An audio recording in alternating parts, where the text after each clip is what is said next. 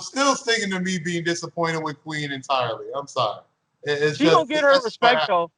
They just needed that plot device. That's the before we problem. leave though, just before we end up. So you're saying, Yeah. so you don't think that other commanders would have done a better job than he would have, and he did, I should say. Oh, wait, say that again.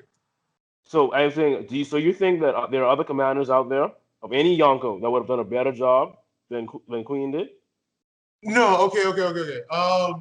Let me try and word this right. The biggest disappointment I have with Queen is just how they're showcasing Queen's abilities. Period. Oh, okay. Big Mom winning against Queen was obvious. I have no qualms with Queen losing. I do have a qualm with at least like Queen not even putting up a fight though. I still. Oh yeah, so that's what I'm saying. So you think there are other commanders that would have put up a better fight? Do I think there's other commanders that could put up a better fight? Because I don't. I think no matter who it is, they get beaten one hit. I mean, based on the power scales, I mean, technically that would kind of suggest that, but I guess I just don't agree with it, if that makes sense. So like, I could see it being factual. I just don't like it, to be honest with you. I just don't think the second in command of a Yonko squad should be able to get beat in 1 or 2 hits by a Yonko. That just seems like too much to me.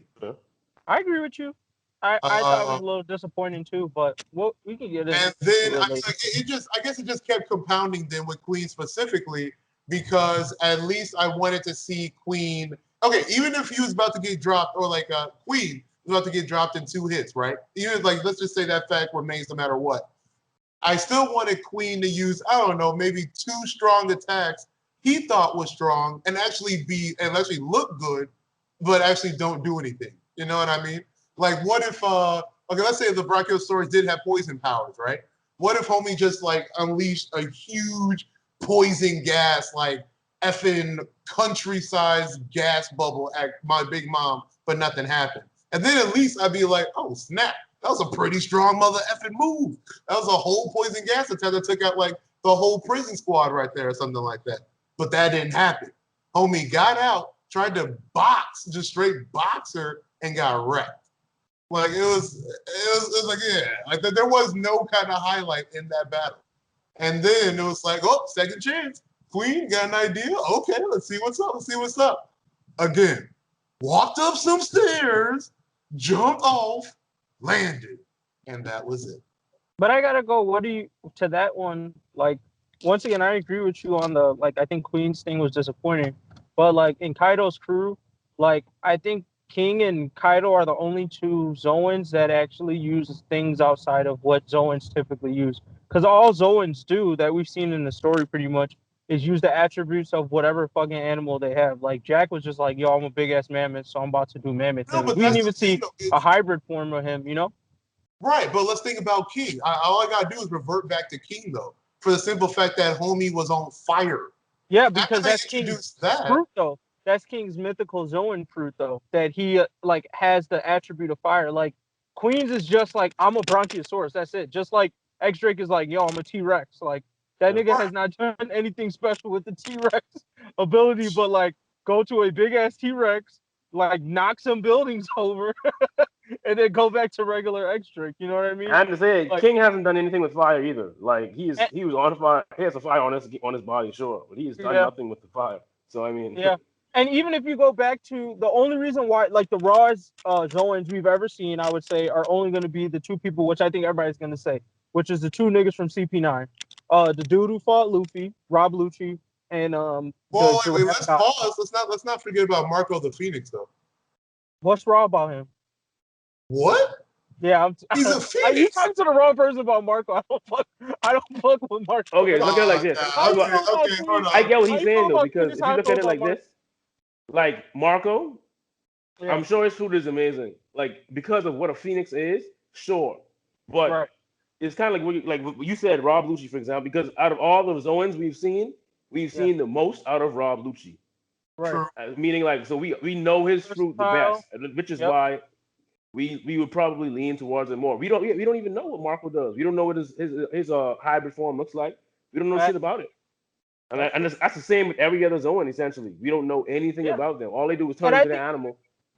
That's it. And I feel like there's more to come with Queen as far as like her Zoan goes. I really hope that like they play with the fusions more in this arc, because this to me is like the maximum highlight we're ever gonna get on Zoans. Like if there's no respect put on Zoans' names after this arc, like we're not gonna expect anything else. Like period. Like just like I think Big Mom's put a lot of respect on Paramecia's or whatever type Luffy is. Like it tried to do some of that with like the uniqueness of her crew.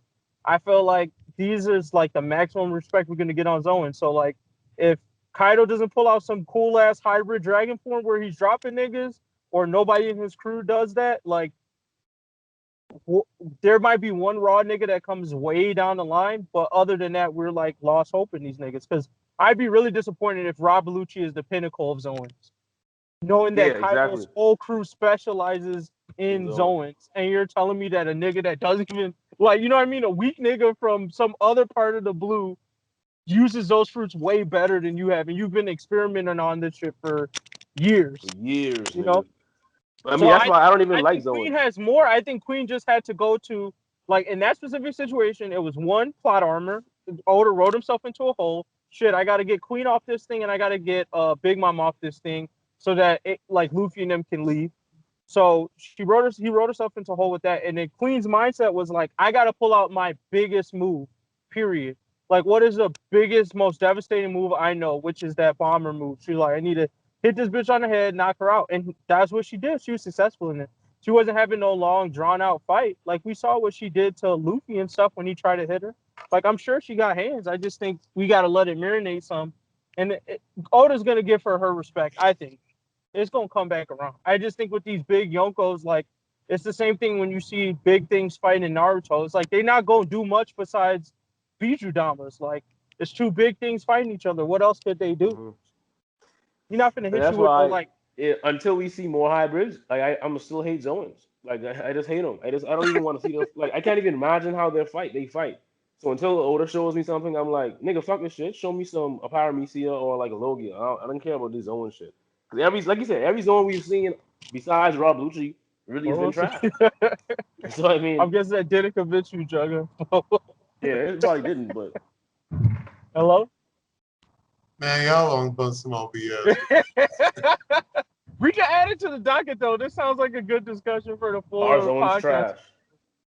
Yeah. Our Zoan's trash. That's a perfect discussion. Wow.